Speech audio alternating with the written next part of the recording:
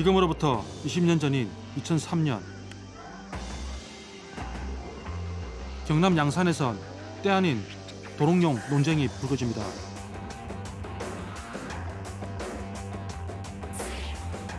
천성산에 집단 서식하는 꼬리칠의 도롱뇽이 운고가 돼 한국고속철도 건설공단을 상대로 낸 이 기막힌 소송은 천성산 일대를 관통하는 5년터널 공사로 이곳의 습지 생태계가 타격을 입을 거라며 착공 금지 가처분 소송을 낸 것. 그때는 지하수도 없었고 왜냐면서 그런데 건너를 뚫고 나면 혹시나 그 지하수가 마르면 누가 책임을 지는 이거지. 이후 사상 초유의 도롱뇽 소송은 기각과 항소를 거듭하며 한반도를 뒤흔듭니다. 스님 명사건요. 스님이 난리를 치기 갖고 했지. 우리 마을에서는 입도 안 됐어. 그 스님하고 이제 시위하는 사람들하고 그때는 막 들썩했겠네요, 이 지역이. 그랬어. 아, 그래요? 환경 선심은 그랬지. 환경 이거는 뭐 아무런 뭐 그래 해도 끝도 없는데 무슨 스님이 예수님이 그걸 했거든. 여는 뭐 해도 끝도 없고 우리는 뭐 잘 몰라요. 불협화음이 계속되며 터널 공사도 중단과 재개를 반복하는데요. 환경 보존이냐 개발이냐를 놓고 국론은 쪼개집니다.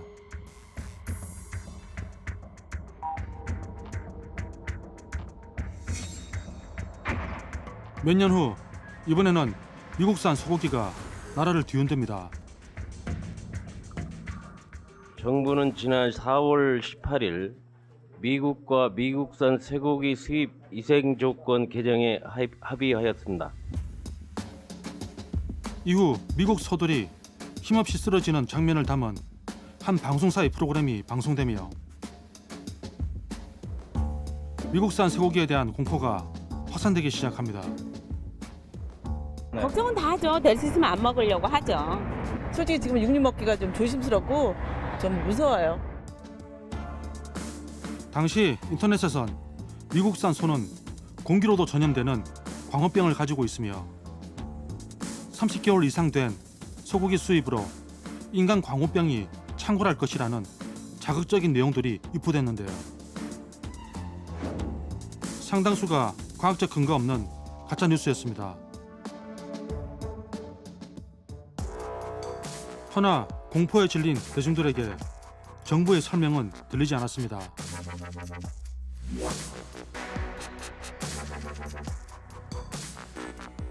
사회 전체를 마비시킨 극심한 혼란에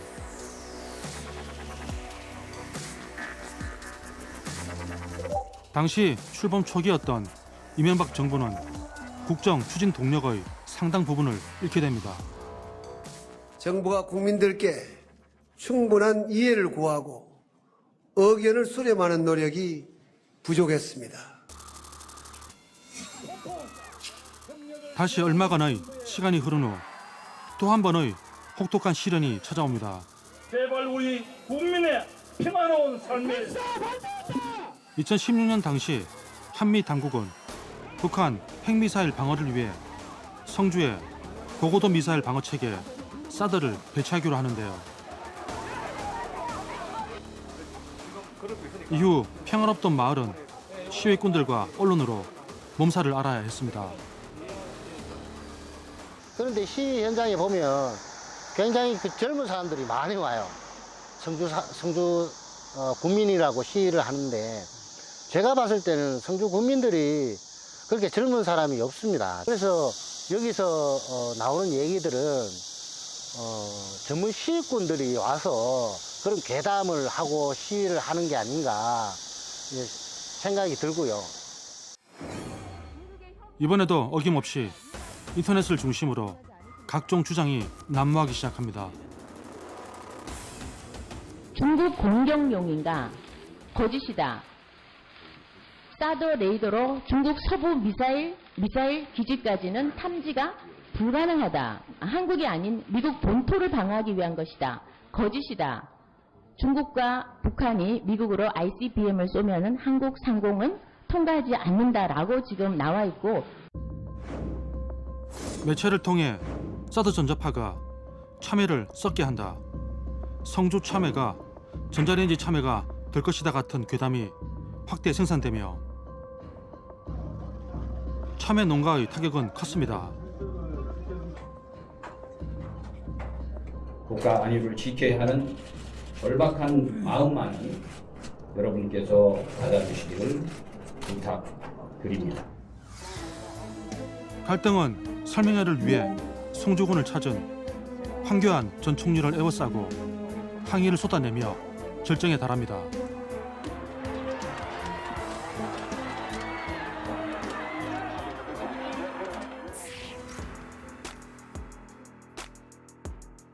앞서 보신 세 사건들은 가짜 뉴스로 우리 사회가 통역을 치른 대표적인 사건들입니다. 제가 가짜 뉴스라고 말씀드리는 것은 주요 논점에 대한 과학적인 사실들이 쭉 밝혀져서인데요. 이 얘기는 나중에 따로 하도록 하겠습니다. 예나 지금이나 대한민국에서는 어떤 사안에 대해서 누구나 의문을 제시할 수 있고 그 과정에서 묻힐 뻔한 진실이 나타나기도 합니다. 하지만 당시 기승을 부렸던 의혹들은 상식적이거나 합리적이지 않았다는 게 문제입니다. 광우병 사태 당시 과학계는 지나치게 과장된 면이 많다며 우려를 표합니다.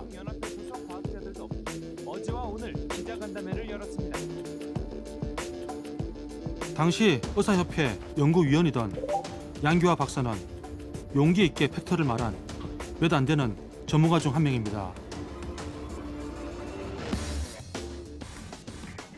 당시 이제 PD-수첩 방영 있고 나서 이제 뭐 인간광우병, 뭐 광우병소 이게 이제 이슈가 되니까 이게 정치적으로 대립하는, 보수와 진보가 대립하는 이런 양상이 되니까 다들 전문가들이 나서기를 꺼려했죠. 뭐 들리는 말에는 당시에 김영선 교수님이 뭔가 인간광우병에 관련된 무슨 얘기를 했는데 나중에 뭐 오물을 뭐 투척하는 그런 사건도 있었다고 들었어요. 뭐 사실 확인은 안 된 거고요. 이제 그런 분위기다 보니까 이제 전문가들이 몸을 사리는 분위기였죠. 당시 양규화 박사는 언론 인터뷰와 토론회 등을 통해 왜곡된 과학적 사실들을 바로잡기에 주력하는데요.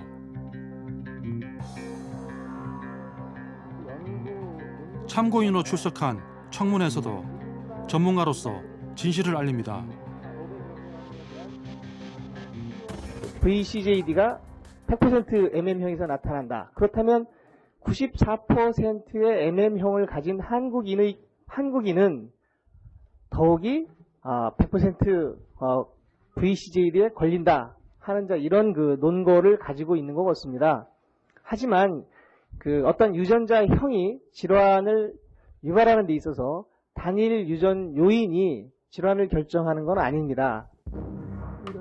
하지만 사람들은 그의 말을 좀처럼 믿으려 하지 않았습니다.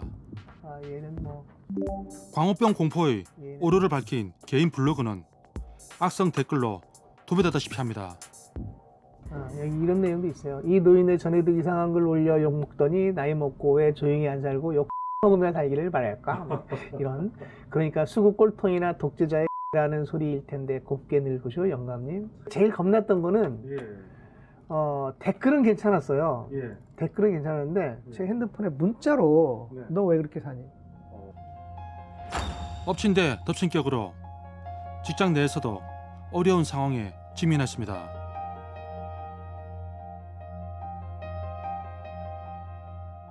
의사협회에서 미국산 소고기 광우병 위험이 있으니 수입하면 안 된다는 입장을 표명했어요. 그랬다가 이제 PD-수첩 사건 나고 뭐 끝장 토론하고 그 이후에는 뭐 그렇게 위험하지 않다라고 입장이 바뀌었죠. 양규화 박사처럼 당시 광우병 가짜뉴스의 실체를 알리려고 고군분투했던 과학자들은 힘들고 외로운 시간을 보내야 했는데요.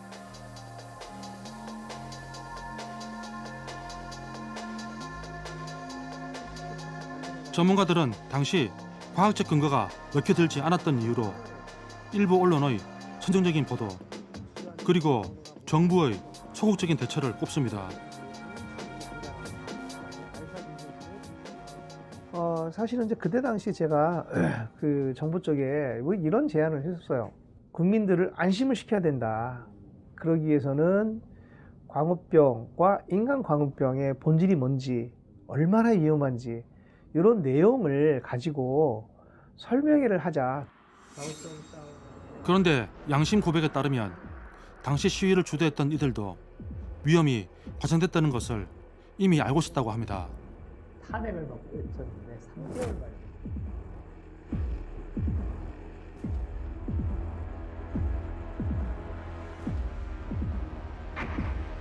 민 대표에 의하면 당시 시위를 준비하면서 광우병이 정말 팩트가 맞는지를 놓고 회의를 한 적은 없다고 합니다.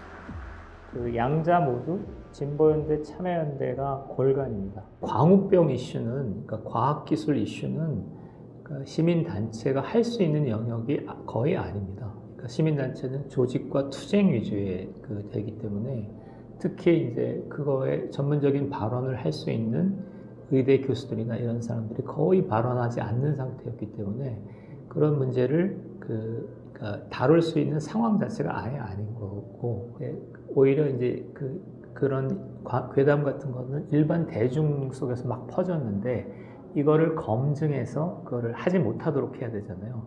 근데 그런 거는 거의 작동하지 않았죠. 그런데 혹시 그런 논의가 있었는데 대표님이 좀 모르셨을 수도 있으실까요? 그럴 수도 있다고 생각하는데 문제는 빤하잖아요. 인프라가 인적 풀 자체가 너무나 빤하기 때문에 그런 대충 누가 그런 얘기를 했겠다 그런 게 아예 없어요.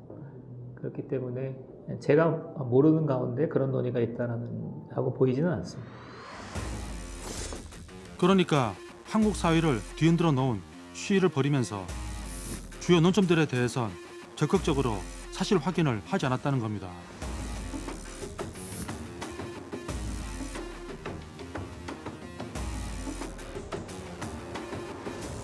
대신 주로 얘기가 오간 건 시위를 어떻게 조직하고 투쟁할 건지에 대해서였다는데요. 그 분위기 속에서 사실은 그 정도 되면 광우병 정도 되는 사안이면 과학자들의 생각을 묻고 그다음에 그거에 입각해서 완급을 조절해야 되는 건데 그런 태도 자체가 없었던 거거든요.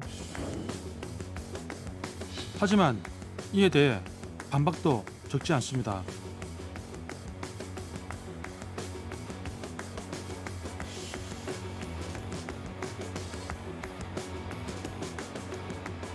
이러한 논란으로 인해 나라 전체가 극심한 혼란에 빠졌던 건 사실입니다.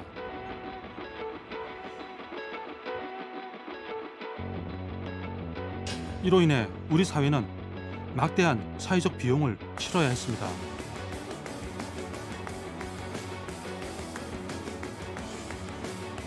빨리 끝나셨으면 좋겠네요. 어떤 일인데? 그렇죠. 안 했으면 좋죠. 이 동네는 다 그래요. 손님들이 더 걱정하신다니까. 손님 없어서 큰일 났다고. 연구에 의하면 광우병 시위 장기화로 당시 기업의 생산 차질 같은 직접적인 피해뿐 아니라 투자 위축, 경제성장 감소 등의 국가적 손실이 우려됐는데요. 다시 말해 과학적 근거조차 부족한 극단적인 정보들로 나라 전체에 걸쳐 유무형의 손실을 입었다는 겁니다. 그것이 과연 과학에 근거한 것인가? 그 다음에 그게 진실에 가까운가? 아니면은 어느 일정한 세력들이 그걸 연출을 시켜서 사람들을 속게 만드는 거냐? 이거는 한 사회의 건강성을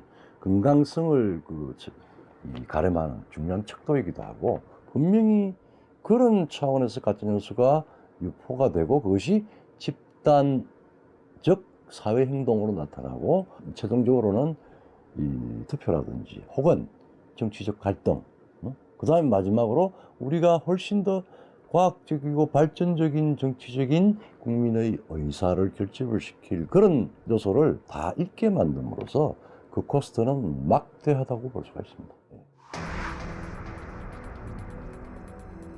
그나마 다행인 건 시간이 지나며 가짜뉴스의 실체가 드러나고 있다는 점입니다.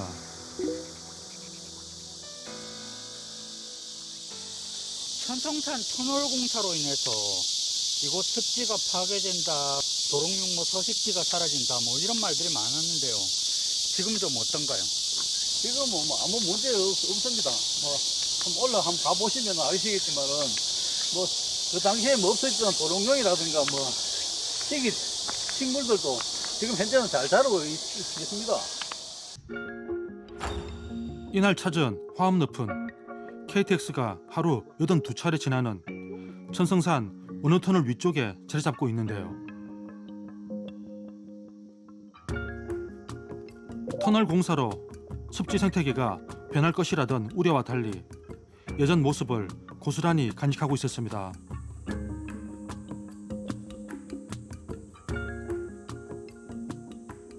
터널이 생기기 전이나 지금이나 별 변동이 없다고 제가 실제로 몸속으로 체험했고, 지금 보시다시피 진퍼리 억새는 지금 현재 가을을 찾아와가지고 저렇게 이삭이 지금 이렇게 굵게 자라나고 있습니다. 저거는 습지에서 자라나는 대표적인 억새로 크게 터널이 생기기 전과 후는 제가 육안으로 볼 때는 큰 변동이 없다고 느껴집니다. 그렇다면 논란의 주인공 도롱뇽은 어떨까요? 진희영 씨에 의하면 매년 봄철이면 천성산 늪지의 꼬리칠의 도롱뇽과 그 알을 어렵지 않게 볼 수 있다고 합니다. 도롱뇽도 지금 봄철 되면은 그 부활해가지고 새끼들도 잘 자라고 있습니다. 제가 당시에 본 도롱뇽은 여는 모양을 하고 있었습니다. 또 요 습지 요 밑에 내려가다가 돌틈 매는 데서 발견한 도롱뇽의 모습입니다. 터널 개통 13년이 지난 지금도 생태계의 큰 변화 없이 다양한 습지 식생의 서식 공간으로 역할을 하고 있는 겁니다.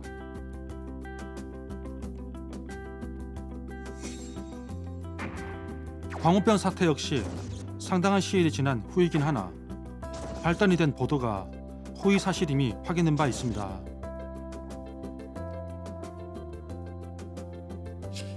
현 시점까지 국내에서 소든 인간이든 광우병에 걸린 사례는 단 한 건도 없습니다.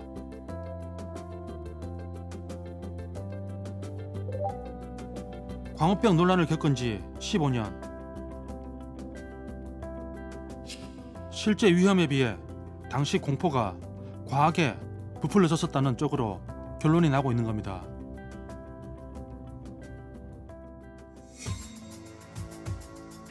이처럼 속속 진실이 드러나고 있지만 누구 하나 책임지는 이는 없습니다.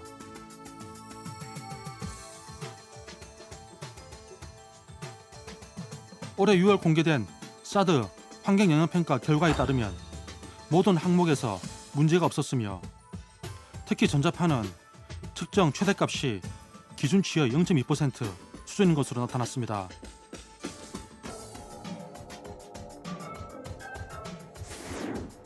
휴대폰 기지국보다도 훨씬 적은 전자파가 나온다는 뜻으로 인체나 주변 환경에 미치는 영향이 미미하다는 겁니다. 제가 30개월 군 생활을 했었는데 저희 부대가 큰 레이더 기지가 있습니다. 북한의 미사일이라든가 전투기라든가 이런 것들을 또 관리를 하고 또 감시를 하는 곳인데요. 근데 그 주변에 레이더 때문에 전자파 때문에 암이 걸렸다든가 그런 얘기들은 저희가 들어본 적이 없습니다. 왜냐하면 레이더는 그 공중을 보고 보통 활동을 하기 때문에 지상에 있는 사람하고는 전혀 상관이 없습니다. 레이더가 직진성이 있기 때문에 대한민국 국민들은 사드에 관해서 성주 사드 참여에 대해서 건강에 해롭다 이런 거는 아무도 믿지 않습니다. 그런데도 사드 배치를 반대했던 이들은 여전히 믿지 못하겠다는 입장을 고수하고 있습니다.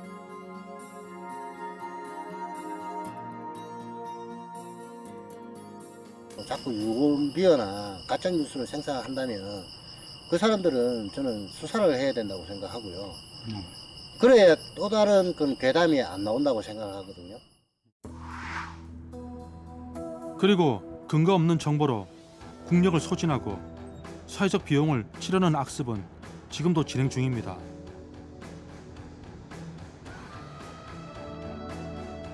이 학교 교사 A씨의 극단적 선택이 알려진 건 지난달 18일. 인터넷 커뮤니티 등을 통해 추측성 글이 나돌기 시작한 건 하루 후로 처음에는 막연한 내용이었습니다. 얼마 후 대형 맘카페 등을 중심으로 더 구체적인 내용이 퍼지기 시작합니다.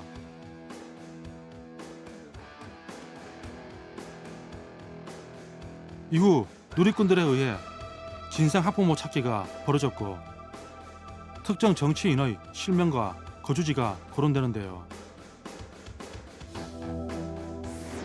그러자 유명 방송인이 가세합니다.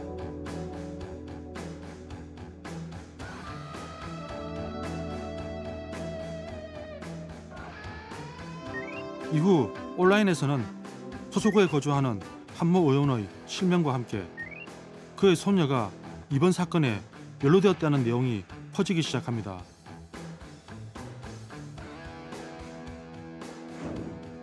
졸지에 갑질 당사자로 지목된 해당 의원은 문자 폭탄을 받으며 시달려야 했는데요.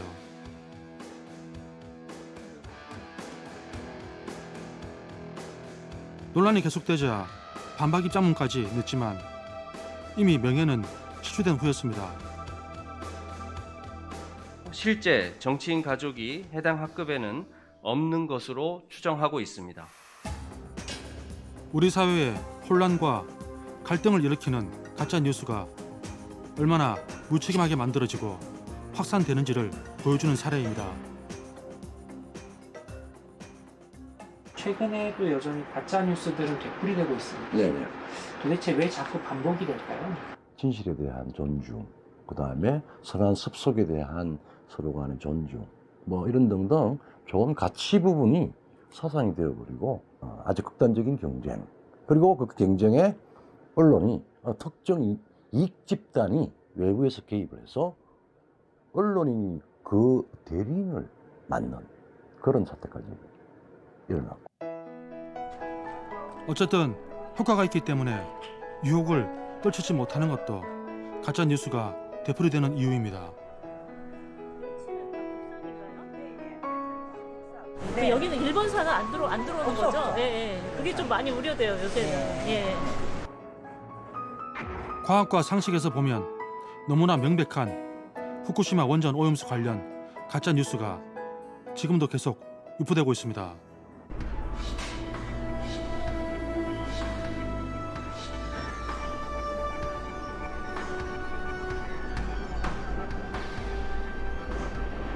삼중수소만 예를 들어도 중국에서도 지금 현재 배출되는 삼중수소 양이 일본이 배출하는 양의 한 50배 정도 된대.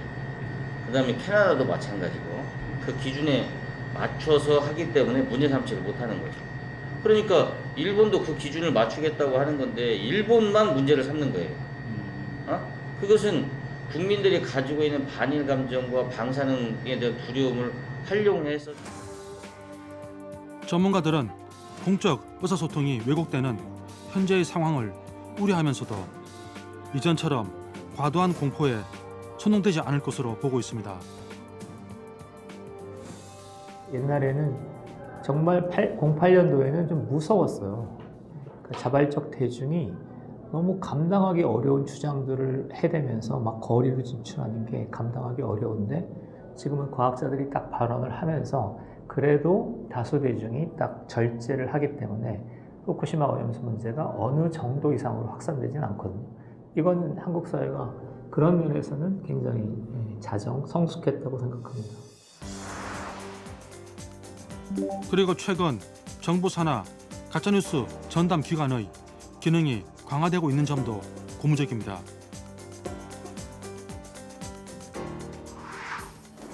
비과학적이고 근거 없는 거짓 정보가 끊임없이 되풀이되는 것은 우리 사회의 불안과 불신이 위험 수준에 도달했다는 신호일 수 있습니다. 그대로 뒀다간 우리 사회 전체의 신뢰가 무너져 내릴 수 있습니다. 그런 사회는 지속 가능하지 않습니다. 지금이야말로 가짜 뉴스와의 전쟁을 끝내야 할 때입니다.